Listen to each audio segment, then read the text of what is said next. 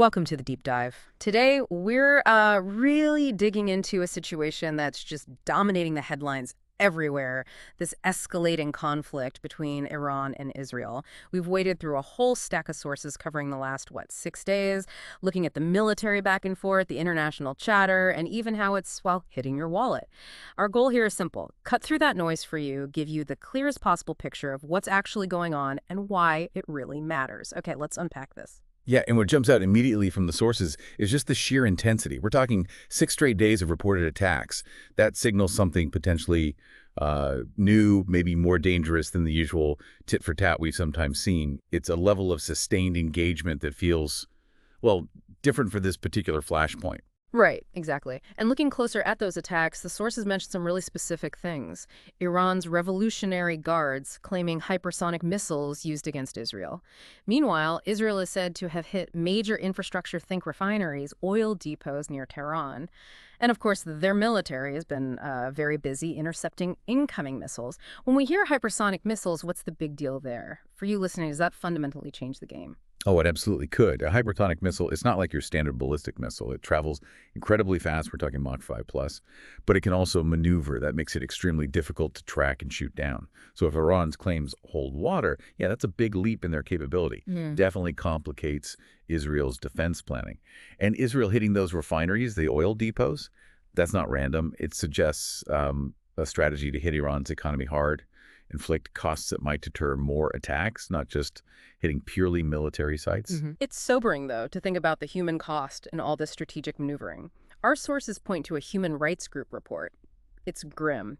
It states Israeli strikes have killed at least 585 people in Iran, wounded over 1,300. Tragic numbers. And it also brings up this really critical question about what is being targeted.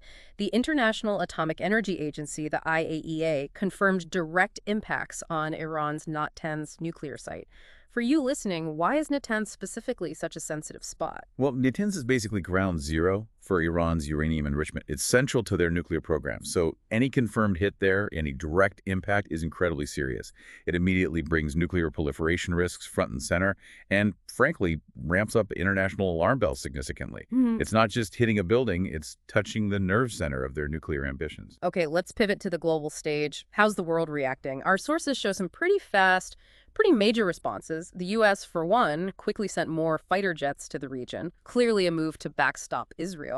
A very visible show of support. And then you have President Trump issuing this really stark warning, saying America's patience is wearing thin, demanding Iran's unconditional surrender. What signal does that kind of strong talk send in such a, volatile situation? It's more than just support, I think. It signals a hardening of the U.S. position diplomatically, demanding unconditional surrender. That kind of rhetoric could actually box everyone in, making a negotiated way out even tougher. It's a very public, very forceful posture, aimed at showing resolve, no doubt. And connecting this back, the G7 leaders have also chimed in. Sources say they're urging de-escalation, but also reaffirming Israel's right to defend itself. Right, but they also emphasize protecting civilians. It's that difficult balancing act in diplomacy, urging calm while also acknowledging security concerns. And the impact, as our sources definitely show, isn't just diplomatic. It hits home, hits your wallet. Oil prices have jumped. Concerns about supply disruptions pushed Brent crude up to, $76.64 a barrel? Exactly. It's a textbook example of how regional instability quickly becomes global economic anxiety. Affects everything, transport costs, manufacturing. So amid all this tension, what about diplomacy? Any off-ramps being built? Well, that's where it gets tricky. Our sources suggest Iran has actually tried to open channels, reportedly reaching out to the U.S. and Israel via Arab intermediaries. Even the Kremlin apparently offered to mediate. But here's the kicker. Israel, right now, seems uninterested in that kind of mediation, according to our sources. So offers are on the table, but no takers on one side, at least for now. Precisely. And that lack of appetite for dialogue right now is a major hurdle when things are escalating so fast. And you can see the ripple effect hitting ordinary people, too, afar from the actual fighting. Countries like India are starting to evacuate their citizens from Iran. Sources say nearly 100 Indian nationals have made it to the Armenian border. Their embassy has set up emergency helplines. Yeah, it shows how quickly governments worldwide have to react to protect their people when a region flares up like this. So we've got stalled diplomacy, rising global tensions, evacuations starting. What do the sources suggest is the biggest immediate risk here? And are there any quiet pathways to de-escalation being explored at all, even if they seem unlikely? The biggest immediate risk, really, that comes through in the sources is miscalculation, an unintended escalation. You have multiple players making strong moves, deploying assets. The margin for error just shrinks dramatically. One wrong step could pull in other powers, regionally or globally.